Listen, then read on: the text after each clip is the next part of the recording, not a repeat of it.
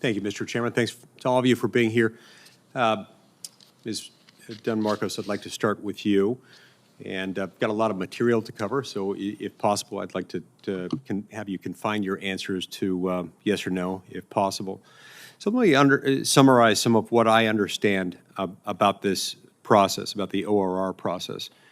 Now, once you get a child, you start looking for a sponsor, or alternatively, a sponsor may come to you.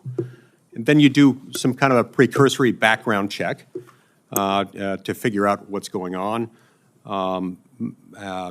to see if they've got any convictions in the United States. You don't ask if the sponsor is here legally. You don't check in the sponsor's home country if the person is not originally from the United States, to see if they are wanted there for a crime or have been convicted there of a crime. You don't come with local law enforcement. You seldom, if ever, do any kind of a home visit. If they don't answer the phone after a month or so, then you consider your job done.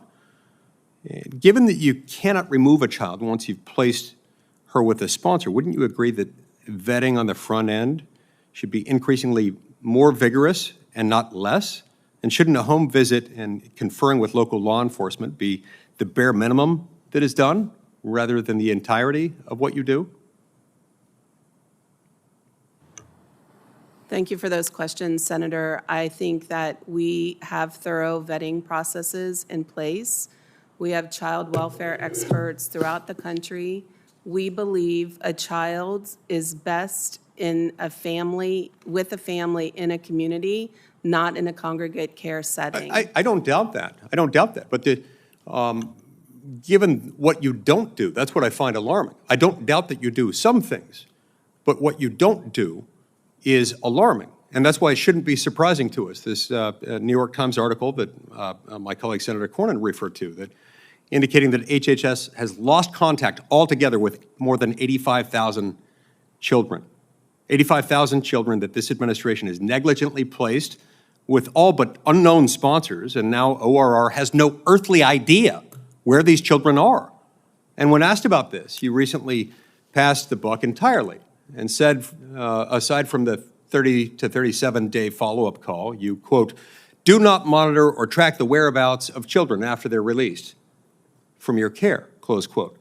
So am I understanding this correctly, that they're not lost because you're not legally responsible to know where any of them are after you place them, yes or no? Thank you, Senator. I want to clarify that ORR is not a law enforcement agency or an investigative agency. I don't doubt that. I'm not accusing you of that. I'm saying you don't know where they are, and now you're disclaiming responsibility. And of the 430,000 unaccompanied children, the vulnerable unaccompanied children who have crossed over our border in the last 34 months since President Biden took office, what percentage of those children's whereabouts can you tell me with any degree of certainty? Senator, respectfully, I want to state again that it is not accurate to say we have lost, that we have lost them. Okay, what about my question? What percentage can you tell us where they are? I don't have those figures directly in front of me, but what Will you get those to us? I will take that back to the team. But let me tell you what's happening to them. Because clearly you either don't know or you're not saying. They're being trafficked for sex.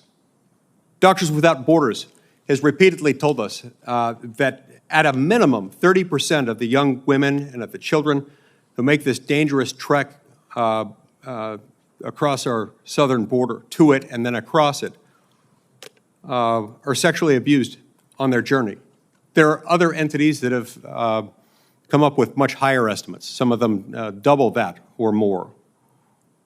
Can you give us any idea how many of the 430,000 children who have entered our country under the Biden administration have been trafficked either en route or after they leave your care? Any idea at all? Any rough estimate at all? Any approximation of how many of them? Senator, one is one too many. I don't have those numbers in front of me, but anytime we have a flag for a child in our care, we make a referral. Within 24 hours, we are referring to appropriate authorities, HSI, our Office for Trafficking in Persons.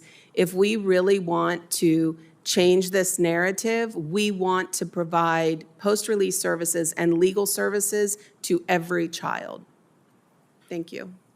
My time's expired, but look, the sheer volume of this, coupled with the estimates that I've never heard you refute, are that we're talking about probably hundreds of thousands of them who have been trafficked for sex and who have been sexually abused. This is wrong. It's wrong that we set up a system that encourages and then allows and then promotes and perpetuates this process that enriches drug cartels and does so at the expense of child sex trafficking, and it must end. Thank you.